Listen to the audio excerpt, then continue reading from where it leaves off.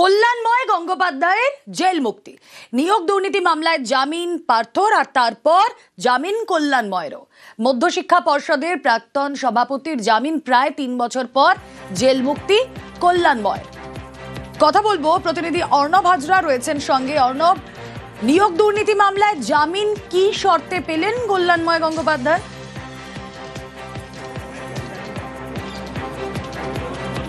দেখো, এই শর্ত কার্যত সুপ্রিম কোর্ট ইতিমধ্যেই নির্দিষ্ট করে দিয়েছে। তদন্তে সহযোগিতা করতে হবে, যেগুলো অত্যন্ত গুরুত্বপূর্ণ সাক্ষ্য, সেই সাক্ষ্য দান সেগুলো কমপ্লিট করতে হবে। এবং এই গুরুত্বপূর্ণ নিয়োগ দুর্নীতি মামলায় সাক্ষ্য কারা হতে পারেন তার একটা তালিকা সিবিআই ইতিমধ্যেই আদালতে জমা দিয়েছে, বিশেষ আদালতে। সেখানে 8 জনের নাম এবং সেই প্রক্রিয়াটাও সম্পূর্ণ হয়েছে। এবং একটি মাত্র মামলা শিক্ষক নিয়োগ সংক্রান্ত, সেখানে RC3 অর্থাৎ সিবিআইয়ের রেগুলার কেস নাম্বার 3, সেই মামলায় জামিনটার জন্যই এতদিন জেলে আটকে ছিলেন। বাকি সমস্ত মামলায় মোট 4টে রেগুলার কেস সিবিআইয়ের মামলা। এই রেগুলার কেসগুলি গ্রুপ সি, গ্রুপ ডি, নবম, দশম, একাদশ, দ্বাদশের। অন্যদিকে একটি ইডির মামলা। এই মোট 5টি মামলায় অভিযুক্ত ছিলেন। 4টি মামলায় তিনি জামিন পেয়ে গিয়েছিলেন। একমাত্র রেগুলার কেস নাম্বার 3 যে মামলা, সেই মামলায় জামিন তিনি পাননি। যে মামলা জামিন আজ পেলেন কল্যাণময় গঙ্গোপাধ্যায়, প্রাক্তন মধ্যশিক্ষা পর্ষদের সভাপতি। এবং এই মুহূর্তে কলকাতা হাইকোর্টের নির্দেশের কপি হাতে পাওয়া এবং সেটা একেবারেই বেলবন্ড হিসেবে নিম্ন আদালতে যে জুরিসডিকশন আন্ডারে তিনি জেলে রয়েছেন, যে কোর্টের জুরিসডিকশন আন্ডারে, সেখানে প্লেস করা। সেক্ষেত্রে মনে করা হচ্ছে কালকের মধ্যে তিনি হয়তো জেল থেকে বেরিয়ে যাবেন, পুরো প্রক্রিয়া সম্পূর্ণ হয়ে যাবে। এক্ষেত্রে 8 জন স্বাক্ষর বাদ দিয়ে আরও 2 জন যারা গুরুত্বপূর্ণ সাক্ষী হতে পারে তাদেরকে সামনে নিয়ে আসে সিবিআই। এবং সিবিআই জানায় যে কল্যাণময় গঙ্গোপাধ্যায় পর্ষদ সভাপতি থাকাকালীন যাদের এই ধরনের দুর্নীতির কাজ করার জন্য ইনস্ট্রাকশন দিয়েছেন, সেই 2 জন যারা কোভিড পিরিয়ডে অস্থায়ী কর্মী হিসেবে এসএসসিতে কাজ করতেন, সেই 2 জনের সাক্ষ্য অত্যন্ত গুরুত্বপূর্ণ। এই 2 জন কীরকম এমন সাক্ষ্য দেবেন যাতে কাস্টাডিতে রেখে এই বিচার প্রক্রিয়া এগোতে হবে, এটা দেখতে চান বিচারপতি তীর্থঙ্কর ঘোষ। আজ তার জন্য সময় নির্দিষ্ট ছিল। আজকে যখন এই তথ্যগুলো দেখানো হয় সিবিআই তরফে, বিচারপতি স্পষ্টভাবে জানান যে 8 জনের গুরুত্বপূর্ণ স্বাক্ষর কথা বলা হয়েছে, যেটা সুপ্রিম কোর্টের নির্দেশ অনুযায়ী ইতিমধ্যেই সিবিআই আদালতে জমা দিয়েছে সিবিআই বা এজেন্সি, এর বাইরে যে 2 জনের কথা বলা হচ্ছে সেটা এতটা গুরুত্বপূর্ণ নয়। এই 2 জনের সাক্ষ্য রেকর্ড করার জন্য এই কল্যাণময় গঙ্গোপাধ্যায়কে জেলে আটকে রাখতে হবে। কাজেই তাকে অন্যান্য মামলার যে ধরনের শর্ত, জামিনের শর্ত, একই রকম তদন্তে সহযোগিতা করবে, বিচার প্রক্রিয়ায় অংশ নেবে এবং যখন সিবিআই বলবে বিচার প্রক্রিয়া বা এজেন্সি যেভাবে ডাকবে তদন্ত প্রক্রিয়া, বিচার প্রক্রিয়া সহযোগিতা করবে, এই শর্তেই তিনি জামিন পেয়েছেন। এরপর 15ই সেপ্টেম্বর 2022 থেকে আজ নভেম্বর মাস, প্রায় 3 বছর 2 মাস তিনি কাস্টাডিতে রয়েছেন। এই মামলা সর্বোচ্চ শাস্তি 7 বছর, যদিও পিএমএলএ একটা সেটা 6 বছর, অর্থাৎ প্রায় অর্ধেক সাজা তিনি ইতিমধ্যেই বিচার প্রক্রিয়া সম্পূর্ণ হওয়ার আগেই জেলে কাটিয়েছেন, সংশোধনাগারে কাটিয়ে ফেলেছেন। এই অবস্থায় তার জামিন পাওয়াটা বাই ডিফল্ট, কারণ এক্ষেত্রে সিবিআইয়ের ওপরে দায় বর্তায় এই বিচার প্রক্রিয়া সম্পূর্ণ না করার কারণ হিসেবে। এক্ষেত্রে সিবিআই যুক্তি ছিল একাধিকবার বিচার প্রক্রিয়া শুরু করার ক্ষেত্রে তাদের যে কনসেন্ট বা অনুমতি নিতে হয় সংশ্লিষ্ট কর্তৃপক্ষের কাছ থেকে, সেগুলি না পাওয়ার কারণে এই বিচার প্রক্রিয়া করতে তাদের দেরি হয়েছে। যদিও শেষমেশ সুপ্রিম কোর্টের পর্যবেক্ষণ অগস্ট মাসে চলতি বছরের, এবং যে পর্যবেক্ষণকে সামনে রেখে পার্থ চট্টোপাধ্যায় কিছুদিন আগে জেল থেকে মুক্তি পেয়েছেন, সেই সমস্ত বিষয়গুলিকে কনসিডার করে বিচারপতি কল্যাণময় গঙ্গোপাধ্যায়ের জামিন মঞ্জুর করলেন। একই সঙ্গে 2টো বিষয়, 3 বছর জেলে থাকাই নয়, কল্যাণময় গঙ্গোপাধ্যায় তার অপরাধের পূর্ব অভিজ্ঞতা নেই। আরও একটি বিষয়, তিনি সিনিয়র সিটিজেন গ্রেপ্তারের সময় এবং আজও তিনি, কাজেই সব দিক বিবেচনা করে তাকে জামিন দেওয়া হলো। সিনিয়র সিটিজেন, অপরাধের পূর্ব অভিজ্ঞতা নেই, এই সমস্তগুলোকে সামনে রেখেই জেল মুক্ত কল্যাণময় গঙ্গোপাধ্যায়, তার জামিন মঞ্জুর।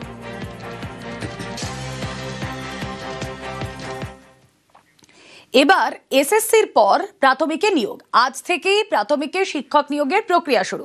বিজ্ঞপ্তি জারি প্রাথমিক শিক্ষা পর্ষদের। আজ দুপুর 3টে থেকেই অনলাইনে আবেদন।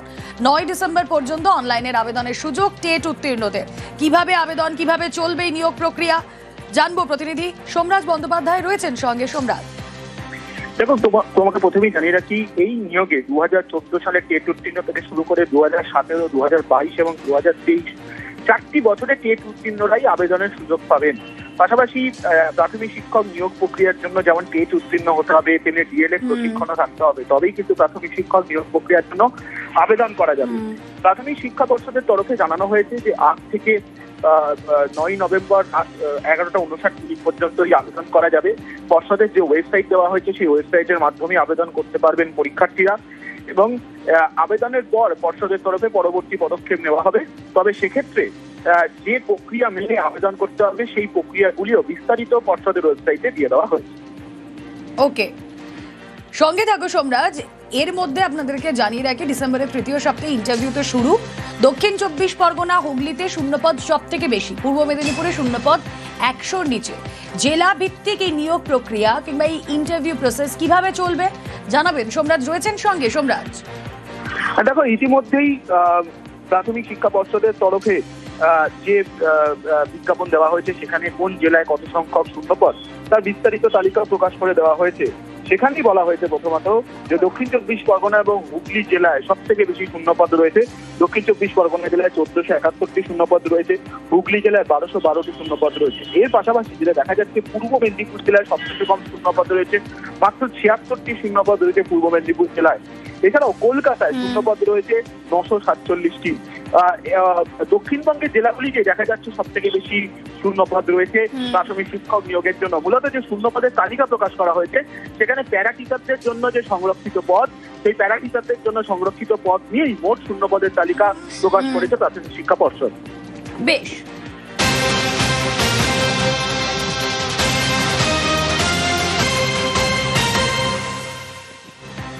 ইন্টারভিউয়ে দাগি শিক্ষকদের তালিকা প্রকাশের নির্দেশ, কারণ প্রাথমিক নিয়োগে স্বচ্ছতার দিকে নজর দিতে হবে। দাগিদের বিস্তারিত তথ্য সহ তালিকা প্রকাশের নির্দেশ, অভিভাবকদের নাম সহ দাগিদের তালিকার নির্দেশ। কিভাবে এই তালিকা তৈরি হবে জানবো। প্রতিনিধি অর্ণব রয়েছেন সঙ্গে। অর্ণব,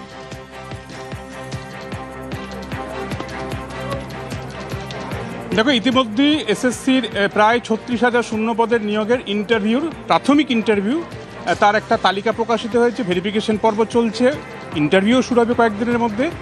এই ইন্টারভিউ যে তালিকা, সেই তালিকার মধ্যে 4টে দাগি নাম খুঁজে মামলা করেন বেশ কিছু পরীক্ষার্থী, এবং তাদের অভিযোগ ছিল সুপ্রিম কোর্ট রায় বলেছে কোনো দাগি এই পরীক্ষায় বসতে পারবে না। এটা জানার পরও কিভাবে ইন্টারভিউ তালিকায় দাগিদের জায়গা এলো। এক্ষেত্রে এসএসসির অবস্থান স্পষ্ট করে জানায়, 2 জন দাগিকে তারা চিহ্নিত করতে পারছে, কিন্তু তারা শারীরিক প্রতিবন্ধী বা ফিজিক্যালি ডিসেবল। এই বিষয়ে সুপ্রিম কোর্টের যে নির্দেশ রয়েছে 3রা এপ্রিল 2025, সেই রায় তারা পড়ে যা বুঝেছেন আইনজীবীদের সাথে পরামর্শ করে, তাতে এই শারীরিক প্রতিবন্ধীদের তারা যদি টেন্টেড বা দাগি হন তাহলেও তাদের পরীক্ষা বসতে দেওয়া যায়, এটা তাদের বোঝাপড়া। কাজেই এই জায়গা থেকেই তাদের পরীক্ষা বসতে দেওয়া হয়েছে।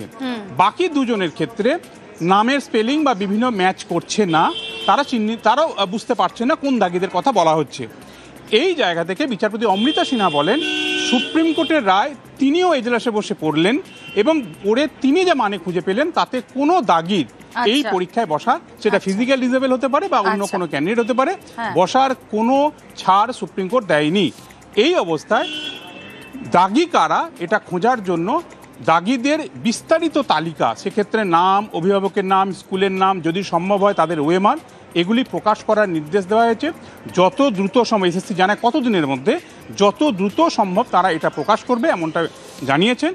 এই তালিকা প্রকাশ পেলে ইন্টারভিউ তালিকার সঙ্গে ম্যাচ করে আর কোনো দাগি রইল কিনা সেটা খুঁজতে মামলাকারীরা খুঁজবেন, বা তাদের আবেদনও সেটা ছিল, সেই অনুযায়ী প্রক্রিয়া এগোবে। 3রা ডিসেম্বর এই মামলার পরবর্তী শুনানি, অর্থাৎ দাগি আরও কেউ আছে কিনা সেটা খোঁজার জন্য এবার দাগিদের বিশদ তথ্যসহ তালিকা প্রকাশ করার নির্দেশ এসএসসিকে। বেশ। যে টেন্টেড লিস্ট, শুধু রোল নাম্বার রয়েছে আর নাম রয়েছে, একই নামের ব্যক্তি এই গোটা পশ্চিমবঙ্গে কয়েক শোয়া হয়তো বা আছে। একই নামের ব্যক্তি নেক্সট রিক্রুটমেন্ট প্রসেসেও বসেছে অন্য একটি সাবজেক্টে, আপনি আইডেন্টিফাই করবেন কি করে? টেন্টেড ক্যান্ডিডেটদের যে লিস্ট উইথ অল ডিটেলস, সেটা প্রকাশ করেনি আমাদের স্পেসিফিক প্রেয়ার। আজকে মহামান্য বিচারপতি সেই নির্দেশ দিয়েছেন যে টেন্টেড ক্যান্ডিডেটদের যে লিস্ট সেটা উইথ অল ডিটেলস প্রকাশ করতে হবে, নাহলে ট্যালি করা সম্ভব হবে না, যত শীঘ্র সম্ভব। এসএসসি পরীক্ষায় অভিজ্ঞতার 10 নম্বর নিয়ে মামলা। এসএসসির অবস্থান জানতে চাইল হাইকোর্ট। ইংরেজি রসায়নে পার্ট টাইম শিক্ষকদের নম্বর, মামলাকারীদের 10 নম্বর দেওয়া হবে না কেন? এসএসসির অবস্থান তলব বিচারপতি অমৃতা সিনহার। 2রা ডিসেম্বরের মধ্যে অবস্থান জানানোর নির্দেশ। কথা বলবো, অর্ণব হাজরা রয়েছেন সঙ্গে। অর্ণব,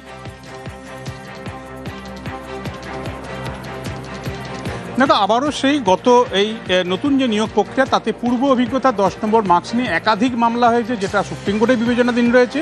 মূল বিষয়টা যে কারা পাবে কারা পাবে না, এক্ষেত্রে যে মামলাটা বিচারপতি অমৃতা সিনহার বেঞ্চে আসে, জানানো হয় মামলাকারী তারাও পার্ট টাইম টিচার, কিন্তু পার্ট টাইম টিচার তারা যখন এসএসসির কাছে আবেদন করে তাদের বলা হয় তারা পার্ট টাইম টিচার, আংশিক সময়ের শিক্ষক, তাদের অভিজ্ঞতার কোনো নম্বর জমা হবে না এসএসসির এই যে প্রক্রিয়া তার মধ্যে, অর্থাৎ অভিজ্ঞতা নাম্বার তারা পাবেন না।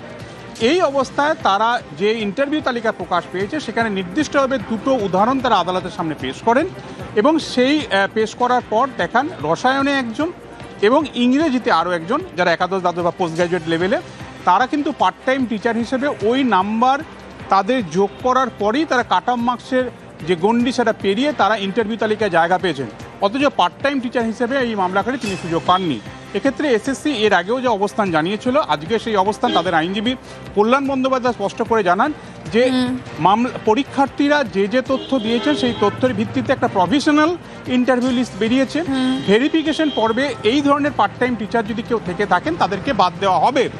এক্ষেত্রে বিচারপতি অমৃতা সিনহা যদিও এসএসসির এই সওয়ালের মধ্যে বিষয়টিকে সীমাবদ্ধ না রেখে তিনি অবস্থান জানানোর জন্য সরাসরি এসএসসির উদ্দেশ্যে একটা নির্দেশ জারি করলেন, যেটা 2রা ডিসেম্বরের মধ্যে এসএসসিকে জানাতে হবে পার্ট টাইম টিচারদের কাউকে নাম্বার দেওয়া হয়েছে কিনা, দেওয়া হয়ে থাকলে ইন্টারভিউ তালিকা তারা জায়গা পেলে তাদের ক্ষেত্রে কমিশন কি পদক্ষেপ নিয়েছে, পুরো বিষয়টা এসএসসি যা তথ্য রয়েছে সেটা ইনস্ট্রাকশন বা অবস্থান আকারে আদালতকে জানাবে। 2রা ডিসেম্বর এই মামলার পরবর্তী শুনানি। ওকে।